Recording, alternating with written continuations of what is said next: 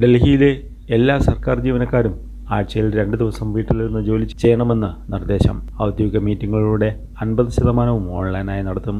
ഗതാഗതക്കുരുക്കും ഇന്ധന ഉപയോഗവും കുറയ്ക്കുന്നതിനായി ഡൽഹി സർക്കാരും MCDയും ഓഫീസ് സമയങ്ങളിൽ മാറ്റം വരുത്തുമെന്നും അറിയിപ്പ്. പ്രധാനമന്ത്രി അടുത്തിടെ നടത്തിയ അഭ്യർത്ഥനയെ തുടർന്നാണ് തീരുമാനം. സർക്കാർ ഉദ്യോഗസ്ഥരുടെ പ്രതിമാസ പെട്രോൾ പരിധി 20% കുറച്ചു. അടുത്ത 6 മാസത്തേക്ക് പുതിയ സർക്കാർ വാഹനങ്ങൾ വാങ്ങില്ല. സർക്കാർ ജീവനക്കാർക്കായി 29 കോളനികളിൽ നിന്ന് 58 പ്രത്യേക ബസ്സുകൾ സർവീസ് നടത്തും. പൊതുഗതാഗതം പ്രോത്സാഹിപ്പിക്കുന്നതിന് മെട്രോ ദിനം ആഴ്ചയിലൊരിക്കൽ, നോ കാർ ദിനം കാർ ഉപയോഗിക്കാത്ത ദിവസം ആചരിക്കുമെന്നുമാണ് നിർദ്ദേശങ്ങൾ.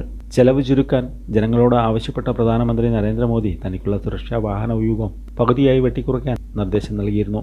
തൊട്ടുപിന്നാലെ ആഭ്യന്തരമന്ത്രി അമിത് ഷായും സമാനമായ നടപടി പ്രഖ്യാപിച്ചു.